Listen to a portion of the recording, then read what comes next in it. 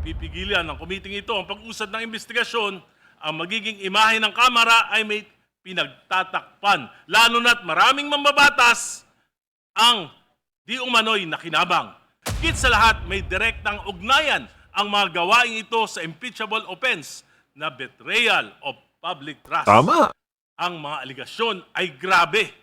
Tinatamaan ang public interest, sinisira ang constitutional order at winawasak ang tiwala ng mamamayan sa pamahalaan.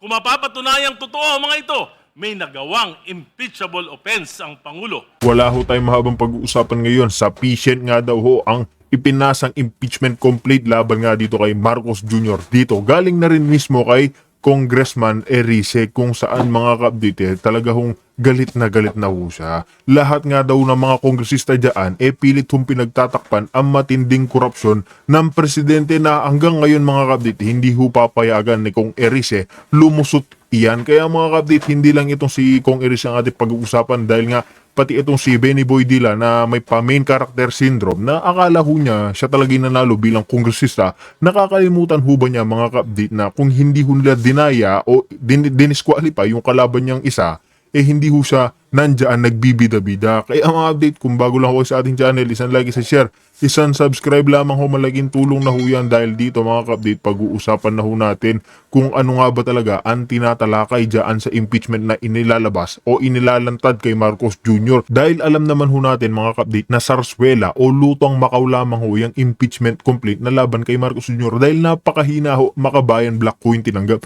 Bagit netong sila Attorney Harold, attorney, lahat to dyan, sila kung Mike Defensor, sila Manong Chavit, hindi ho sila pinapansin na SecGen mga ka-update. Bakit yan ho pasado? Bakit sila hindi? Kasi nga ho, mahina lang ho yung impeachment complaint laban kay Marcos Jr. Diba? Patawa lamang ho sila dahil alam nila oras na mapayagan, oras na payagan ho itong inihain nila Manong Chavit, panigurado, wala ho silang lusot dito.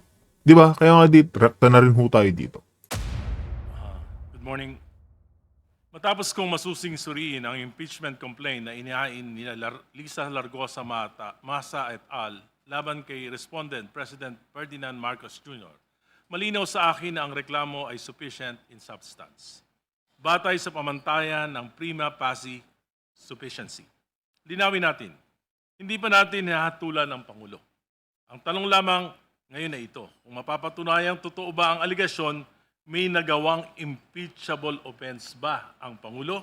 Ang sagot, oo. Ang reklamo ay hindi puro opinyon o konklusyon. May malinaw, tiyak at verifikableng mga katotohanan. Isang malinaw na halimbawa, ang malubhang kapabayaan ng Pangulo sa pagpayag na salaulain ang pambansang budget ng kanyang mga kaalyado. Tama! Ang bilyong piso ayon mismo sa reklamo. Pinayagan ang insertions, diversions at manipulasyon. At sa kabila nito, nilagdaan at ipinatupad ang paglalabas ng mga pondong ito. Ayon sa reklamo, pinahintulutan at nilaglaan ng Pangulo ang paglalabas ng bilyong pisong unprogrammed appropriations, mga pondong walang tiyak na pinanggagalingan na ginamit umano sa ghost projects, substandard infrastructure projects, at maanumalyang flood control. Hindi ito simpleng pagkukulang. Ito ay systematic acts na tuwirang pumapasok sa betrayal of public trust. Ang reklamo rin ay malinaw na nagsasaad na pinayagan ng Pangulo ang paggamit at pag-divert ng pondo mula sa PhilHealth, PDIC at Foreign Assisted Projects Appropriations na nagdulot ng malalaking pagkaantala sa mga flagship projects ng ating. Ayan mga kabdit, singit na rin ho natin, nabanggit na rin ni Kong Erice itong PhilHealth. Natatandaan niya ho ba mga kabdit yung 60 billion na inilipat netong si Recto na alam niyo na sa ano ilalagay diyan ho sa flood control para ano na naman ho, kurakutin na naman ho nila. Sino ho ba yung nagbabayad niyan mga kabdit? Tayo ho mga ordinaryong Pilipino ang nagbabayad ngayon. Akala niyo ho ba naibalik na?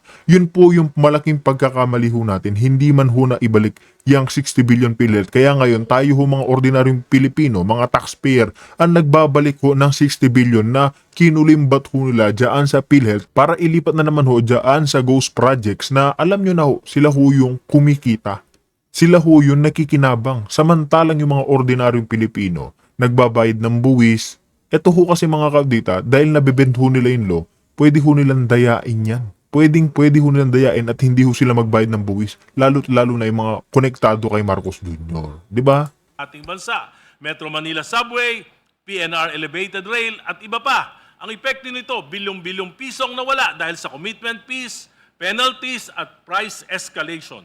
Ito ay tunay na perang nawala, tunay na oportunidad na nasayang at tunay na pasaning ipinapataw sa mamamayang Pilipino.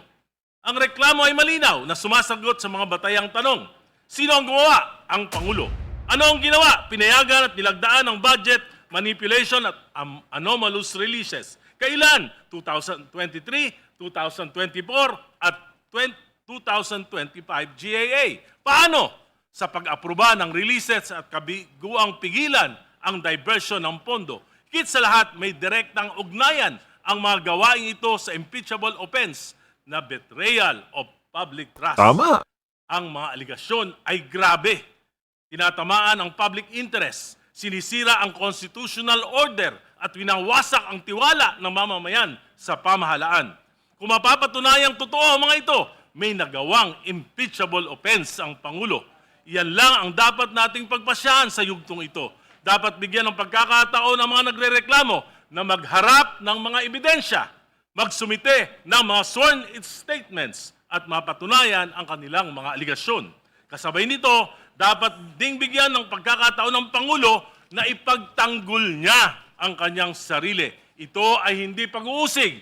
Ito ay due process. Ito ay hustisya para sa nagrereklamo, para sa Pangulo, at higit sa lahat, para sa mamamayang Pilipino na may karapatang malaman, pinabayaan ba? May ginawa bang kasalanan? Pinagnakawan ba tayo? Kapag pinatay ang investigasyon, kung pipigilan ng komiting ito ang pag-usad ng investigasyon, ang magiging imahe ng Kamara ay may pinagtatakpan. Lalo na't maraming mambabatas ang di umano'y nakinabang. Maraming distrito ang biglang nagkaroon ng mga bilyong-bilyong alokasyon. At marami sa mga ito ay napunta sa mga flood control projects. Kung pipigilan natin ito, baka tayo mismo ay husgahan ng bayan bilang kasabwat sa pagtatakip sa katotohanan. Lalo pang magpapabagsak sa tiwala sa gobyerno, magpapahina ng ekonomiya, magpapalayas ng investors, magpapawala ng trabaho at magpapalalim ng kahirapan. At sa susunod na tagulan, sa bawat baha, sa bawat dilubyo, sa bawat buhay na malalagas, tayo ang sisingilin ng mamamayan. Madam Chair, hindi natin dapat katakutan ang katotohanan. Ang dapat natin katakutan ay ang pagtatakip dito. Payagan nating umusad ang investigasyon, hindi para sa Pangulo, hindi para sa... Grabe ho yung mga nagiging mensahe nitong si Kong Erice. Mantakin ho ninyo mga ka-update. Totoo naman ho yan. Sino ho bang magbabayad? Magbabayad ho yung gobyerno ni Marcos Jr. sa taong bayan, sa mga taong nalalagasan ng buhay, lalo na tuwing may sakuna, bagyo. Sino ho yung nakakaawa? Kasi ho tayo mga ordinaryong Pilipino. Pinapabayaan lang ho tayo. Yung kung ano-ano yung pinapangako nitong si Bongbong Marcos Jr. Pero ano ho ginagawa na? Puro pagnanakaw ho dyan. Puro pagnanakaw ho, lipat ng tax dito, lipat ng kung ano-ano ho. Gagawa ho sila ng butas para makapagnakaw. Ito ho, pinakamaganda dito, wag pagtakpan ng Kongreso, ng Kamara, yung pagnanakaw ng administrasyon. Kasi marami nga mga kapdi, dyan na, marami hong kongresista ang nakikinabang. Kumikita dyan sa kickback, kumikita din ho sila sa mga lagay-lagay. Binibigyan ho kasi sila ng pondo ng Marcos administration. Diyan, yan ho yung kinatatakot nila, kaya hanggang ngayon mga ka-update, pinagtatakpan ho nila si Marcos. Kaya hanggang ngayon mga ka-update, nakahawak pa rin ho sila sa leeg. Kumbaga, literal na aso at, alam niyo na, aso o na parang tuta, di ba? Sa atin, kundi para ipagtanggol ang konstitusyon ng Republika. Maraming salamat po. Madam Chair. Thank you, Honorable Erice. Before we proceed, please let the Chair read the 3 specific grounds for impeachment. First, under the first act of betrayal of public trust, institutionalizing systemic corruption through the BBM parametric formula of allocables. She had to clarify. Second act of betrayal of public trust, abuse of discretionary power over unprogrammed appropriations. And third, act of betrayal of public trust, direct personal involvement in budgetary insertions and kickback schemes. For uniformity, since we deliberate on the sufficiency in substance, with respect to the De Jesus complaint per ground, we will be following the same system. So we are reminding the members to please confine the manifestation on the first ground first, and that is institutionalizing systemic corruption through the BBM parametric formula of allocables. That is for the guidance of the members. The Honorable Zamora.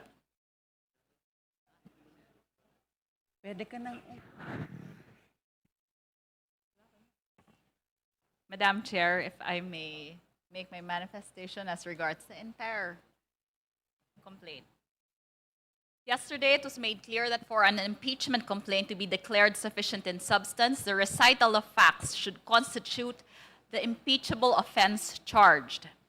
It is clear that we need to show the ultimate facts or the overt acts of the President in relation to the various schemes he allegedly perpetrated. The second complaint shows three different schemes. In brief, they are institutionalizing systemic corruption through the BBM parametric formula, abuse of discretionary power as regards unprogrammed appropriations, and direct personal involvement in kickbacks. These three, in fact, are interconnected. It is all about the flood control scheme. I don't want to belabor the point, Madam Chair. It is clear from the complaint that the President did not do any overt act that will show that he directed these three schemes. In the first place, it was not the President who created the BBM parametric formula of the DPWH. Having an imperfect policy direction is not an impeachable offense. Second, that the Supreme Court struck down the provision relating to PhilHealth funds does not make the President primarily liable for such. The connection to corruption is highly speculative. Finally, that the President allegedly has a direct personal involvement is not clear from the allegations or borne out from the records. We should not tolerate the use of hearsay allegations, videos that are not attested to, or fake news. The Honorable De Lima yesterday repeatedly said that there should be a nexus between the specific acts and the impeachable offense charged, and I fully agree. Accusations are not factual allegations.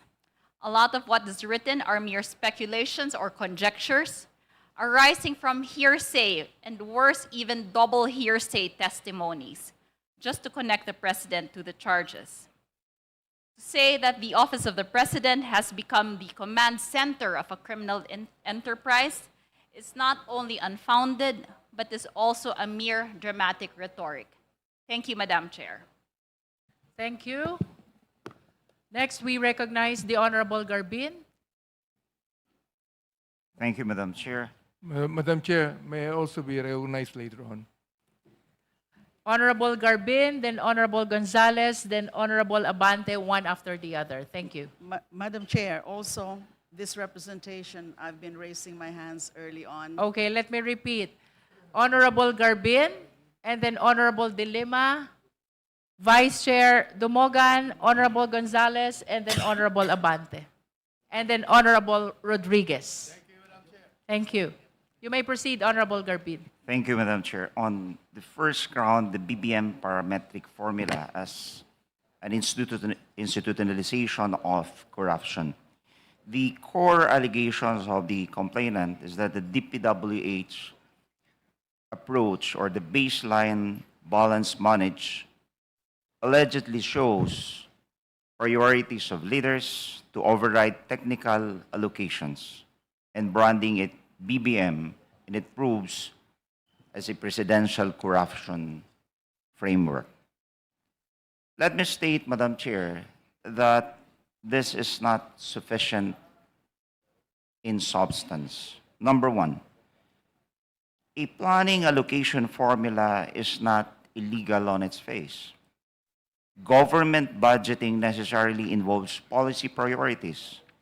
The phrase priorities of leaders, even if quoted, is not proof of craft.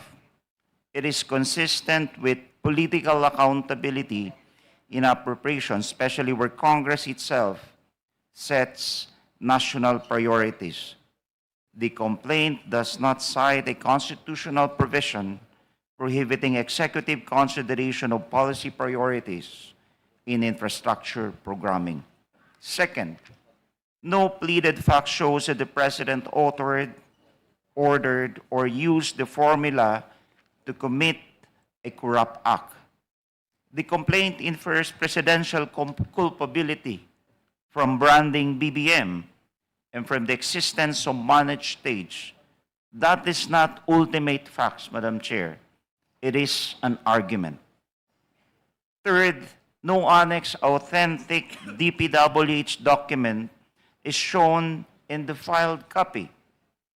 The complaint quotes and footnote sources, but the filed copy provided does not attach the complete DPWH policy issuance as a certified annex for committee verification. Without the annexes, the committee is being asked to accept the complainant's characterization rather than reviewing the underlying document. So my take on this, Madam Chair, is at most this pleads a policy critic. It does not plead an impeachable offense nor a willful constitutional breach. Thank you, Madam Chair. Thank you. Madam Chair, The Honorable Tino. yes, this is just with regard to the observation of the Honorable Garbin that... You may proceed. Thank you.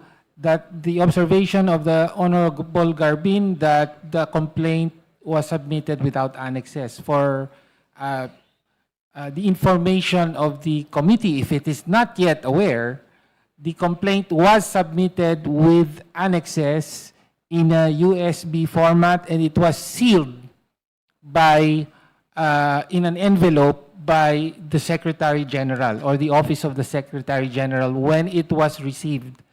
And among the annexes is the complete document of the BBM parametric formula, among others.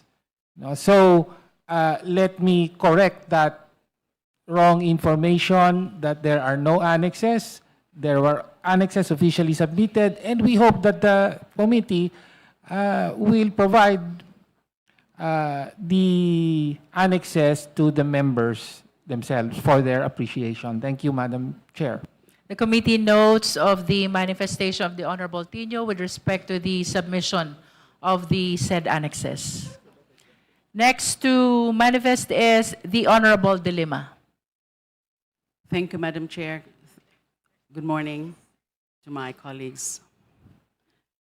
Before I comment on the first ground of the Maza et al. Complaint, I just wish to state that the first two speakers, the two members who first spoke earlier, actually dwelled already on the entirety of the complaint. So it's good for the Honorable Chair to clarify that we are tackling at this point the first ground. Second po, kailangan rin pong malinawan, the Honorable Chair stated yesterday very clearly that in the course of our voting, the Honorable Chair said, the committee would vote on the entirety of the complaint, but not on the specific allegations. Tama po yun. I agree na dapat ganun po ang tingin natin later kapag narinig na natin lahat tungkol sa three allegations. Three factual allegations supporting the general ground of betrayal of public trust. Kasi yung first act of betrayal of public trust, second act, and then the third act. Ganun po.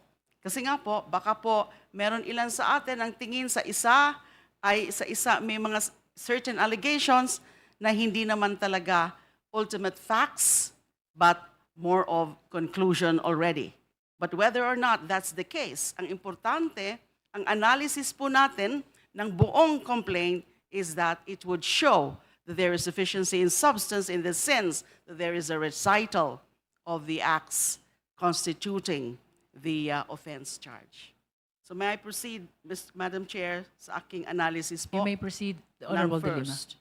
Ng first factual ground. Betrayal of public trust. First act, institutionalizing systemic corruption through the BBM parameters formula of allocables. At just like po yung pag-analyze ko po kahapon doon sa first or the De Jesus complaint, meron po akong mga nakita na mga ilan-ilan or I need to point out ilan-ilan na mga sub-allegations. The first one, DPWH adopted BBM parametric formula for allocating 545.6 billion in flood control appropriations for 2022 to 25. As a result, UA exploded, that's the unprogrammed appropriations, exploded from 251.6 billion in 2022 to 807.2 billion in 2023. I consider this, Madam Chair, a sufficient factual allegation. I will say later my general comment on this, on the first ground.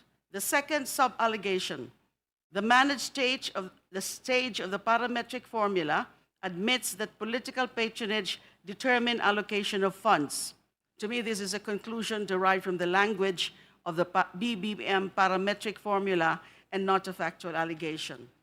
Third, contractor testimony confirms the BBM parametric formula as a kickback scheme where DPWH officials demanded 10 to 25% and congressmen 25% paid in cash. This is an allegation sufficient as to the fact of kickbacks. Again, may I just emphasize po, pag sinabing allegation, allegation lang on the face of the complaint. Na kapag paniniwalaan natin, which is not necessarily true or will turn out to be not necessarily true, ay sufficient na. Yun po ang ating standard at this point. Meron ho kasing mga nalilito na sa pag-discuss nitong very issue of sufficiency of substance ay kailangan ng delved na kaagad doon sa meron bang ebidensya, tama ba yung ebidensya. Hindi po yun ang tinitingnan natin. At least at this point, I must say that, Madam Chair, because upon review of the rules of procedure, etong sa atin ngayon is just really on the sufficiency in form and substance. There is, and then subsequently, meron din nakalagay sa rules of procedure na kapag halimbawa we find the complaint as sufficient in both form and substance, papasagutin na natin yung respondent and then pwedeng mag-comment mag-reply yung complainant and then pwede rin mag-rejoinder yung respondent. At pwede rin silang mag-attach ng mga affidavits and other evidence dyan sa mga pleadings na ating i-require or the rules require sa kanila. Pagkatapos pong nandyan na yan lahat na pleadings, lahat ng mga supporting documents, if any, including affidavits, there is another stage po dito sa committee, dito sa ating committee, sa committee level. At yan po ay to determine whether the complaint alleges sufficient grounds for impeachment. So separate pa po pala yung pag-determine natin o pag-decide kung ito ba ay sufficient grounds bago magkaroon ng evidentiary hearing kapag the committee's finding is in favor of sufficient grounds. Yun po ang aking pagkakaintindi, kaya ka po linilinaw po ito lahat. That's why my analysis, as you can observe, is focused really on that, the sufficiency of allegations. Another sub-allegation po, going back po sa analysis ko po. Contractor testimony confirms the BBM parametric formula as a kickback scheme where DPWH officials demanded, nasabi ko na po pala ito, demanded 10 to 25% and congressmen 25% paid in cash. Allegations sufficient as to fact of kickbacks, but remains a conclusion as to parametric formula as the cause. Conclusion po yan. pero meron factual allegation. Another, managed stage of parametric formula, cost award of 1/5 of 545.6 billion to 15 contractors / favored entities. Again, I see this as allegation sufficient as to fact of award, but is a conclusion as to parametric formula as the cause. Yung factual allegation, meron ng conclusion. But does it defeat the existence of the factual allegation? Does it mean na wala ng factual allegation? Hindi ho ganun ang conclusion natin. Meron factual allegations, meron lang conclusion na nakahalo. Next, parametric formula caused geographic distortion of flood control projects into dumping grounds without master plans. Again, sufficient as to the fact of geographic distortion. Again, allegational lang po. Hindi ko sinasabing yan na yan. Totoo na yan. But is a conclusion as to parametric formula as the cause. Another, parametric formula as designed to facilitate corruption was deliberate. Para sa akin po, conclusion na po ito, not a specific factual allegation. Doon naman po, the last factual point that I need to show, parametric formula centralized and syndicated system of plunder, enriching PBBM, the cabinet, and Congress leaders. Again, this is a conclusion, not a specific factual allegation. In general, for the first ground, I find the specific factual allegations, even without the conclusive statements derived from them, actually establish a probable nexus. So merong specific factual allegations, may kasamang conclusions. In the end, it's still established for me. The nexus is there. Establish a probable nexus. That's for the first ground, Madam Chair. Sufficient.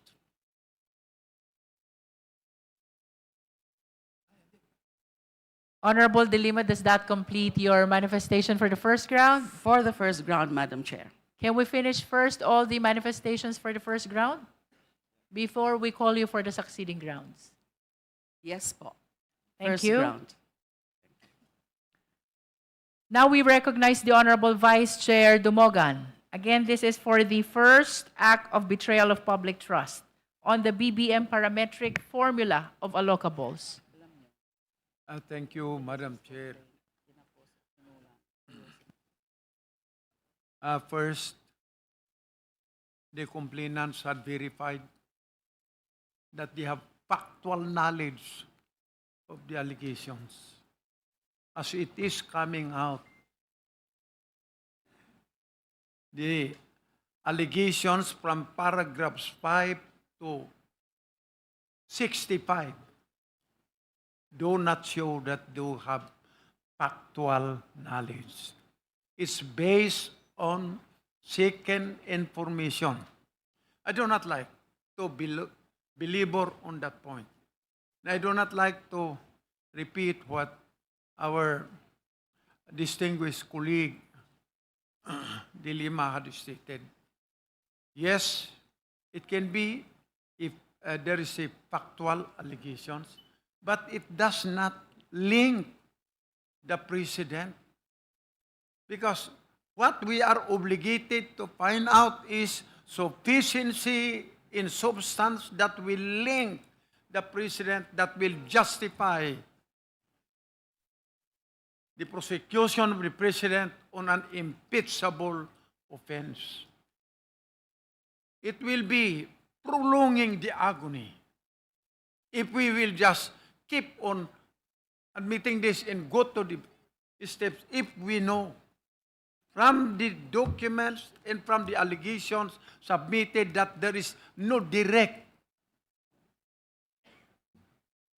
allegations and evidence that can link the president for the commission of legal infraction which is interpreted as impeachable offense under our Constitution.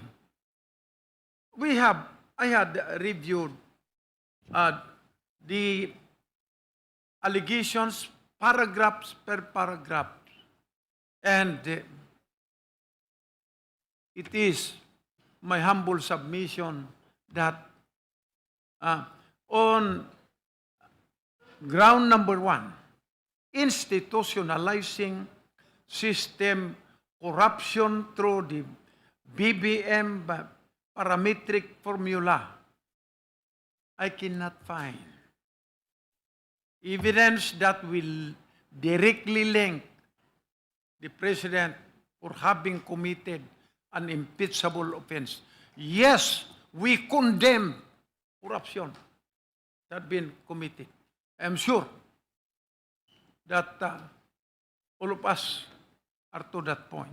But our function is to determine whether there is an impeachable offense in the determination of sufficiency in substance that should justify the continuation of the proceedings that will reach the impeachment trial, which at this point on time, on this first ground, as I said, I respectfully submit that I cannot find one.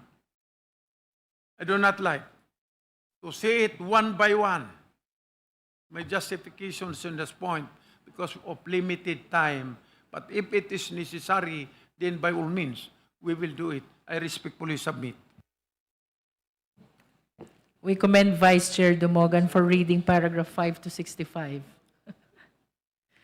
Moving on, we recognize the Honorable Mika Gonzalez. Thank you, Madam Chair. Madam Chair, I would like to respectfully manifest to this honorable committee that the impeachment complaint filed by Lisa Masa et al. And endorsed by the Makabayan Bloc is insufficient in substance due to lack of personal knowledge and authentic records. There is zero evidence, documentation, or allegation in the complaint to show that President Marcos authored, participated, or even issued any marching orders for the implementation of the baseline balance managed parametric formula. The complaint is flawed due to the absence of any affidavit of witnesses with personal knowledge and authentic records of the alleged acts.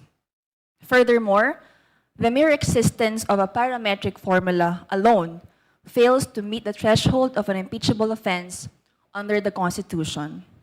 In addition, Madam Chair, the complaint fails to provide a recital of facts explaining how President Bongbong Marcos institutionalized or participated in a systematic scheme of corruption through the baseline balance managed parametric formula. The President's specific role was never disclosed or included in the allegations. That's all, Madam Chair. Thank you, Honorable Gonzalez. Now we move to the Honorable Benny Abante.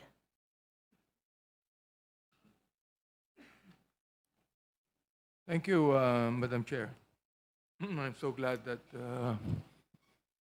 Congressman Rice is here so that I could be able to somehow answer some of the comments he made, no? But first of all, I'd like to commend the chairman of the Committee on Justice. Ako, gusto ko nang i-close to eh. Pero the thing is, the chairman of the Committee on Justice would like to, yung himayin po niya ang kasong ito. Oo. Para hindi naman tayo sabihin ng taong bayan na minamadali po natin ito. So I really would like to commend the chairman of the Committee on Justice in being fair in doing this. Hindi ko po kinukuha yung suporta niya. Ha? Ngayon ito. Before I go to the sufficiency of substance, hindi po ako abogado. Pero nagbabasa rin po ako eh. Di ba? O ito. There are some controlling doctrines and legal basis. Yan legal basis, no? When the issue concerns sufficiency in substance. Ayan. Number one, an impeachment complaint. Tapos paniniwala ko is sufficient in substance when it alleges specific ultimate facts. Ayan, ang pagkakaalam ko. Bilang nandito po ako sa Kongreso for the past 15 years. Oh, okay? Which if assumed true, constitute an impeachment offense. For example, like culpable violation of the Constitution, or treason, or bribery, graft and corruption, or other high crimes, or betrayal of public trust. Number two, I'm not trying to lecture you on law. Oh, ito lang po yung narinig ko, nabasa ko, naintindihan ko. All right? The following must be present. For example, like identification of the respondent as an impeachable officer. Oh, in-identify niya ang Pangulo ng Pilipinas, for example, o VP or Supreme Court Justice, whatever it is, or specific acts or omissions alleged, not conclusions, like betrayal of public trust is standing alone. Ayan. O, number three, a clear link between the acts and a constitutional impeachable ground. Facts that show how the acts amount to, for example, bribery, graft, culpable violation of the Constitution, nangyari. O, number four, the time, the place, the context, and the participation. Who did what? When? Where? How? Enough for the respondent to understand the charge and for the committee to assess whether the ground is facially present. Ayan. O, number five, not mere general allegations. Kaya po ako nung isang araw, medyo nag-walk out na kasi puro mere allegations na rinig ko eh. Hindi naman pinapaliwanag sa atin kung ano yung sufficient inform. Alright. Ito ngayon, not mere general allegations. Now, we can accept allegations here, pero it must be based on evidence. Hindi lang po allegation po ito. Oh, the court has stressed. Ito nalaman ko lang, naintindihan ko. The court has stressed that, I quote, ang sabi, mere allegation is not evidence. End of quote. Now, the House Eto, sandali. Unang-una sa lahat, paano naging aligasyon yung mga pagnanakaw ni Marcos Jr. kung mismong si Bernardo, si Saldico, nagsalita na nilalaglag, pati ito nga mga diskaya, mga ka-update, kinokonektado ho yung presidente sa, alam nyo na, dyan sa flood control, yung mga ghost project. Paano naging aligasyon yun? Alam naman natin, sa billion, trillion ho nilang ninakaw, mga ka-update, wala naman ho talagang maayos na flood control projects ang nagawa ho niya. Puro ghost. Tignan nyo ho dyan sa Cebu. Ilan ho'y nasawi? Sobrang dami ho, 70. Tapos iba't ibang lugar. Dito sa Ilocos nga, Ilocos Norte, hindi ho nila maimbestigahan. Bakit dito sa Davao nag-iimbestiga ito si Vince Dizon? Yan ho'y malaking katanungan. Kasi nga ho, Duterte lang ho yung tinatarget nila. Pero etong mga magnanakaw dito, puro aligasyon yung sinasabi nito si Benny Boy Dila. Pa-walkout pa na akala mo literal na nananalo bilang kongresista. Kung hindi lang naman ho nila dinisqualify yung kalaban nito, mananalo ho ba yun? Hindi. Di ba? Tapos magpapamain character syndrome pa ho siya dyan. Di ba? Hindi aligasyon yung mga pagnanakaw ni Bongbong. Kinonektado na sila ni Saldico, si Martin Romualdez. Konektado na ho sila. Maganda na ho yung pag-iimbestiga ng Blue Ribbon Chair noon ni Senator Marcoleta. Pero ano ho nangyari? Naudlot. Kasi nga ho, may pinagtatakpan.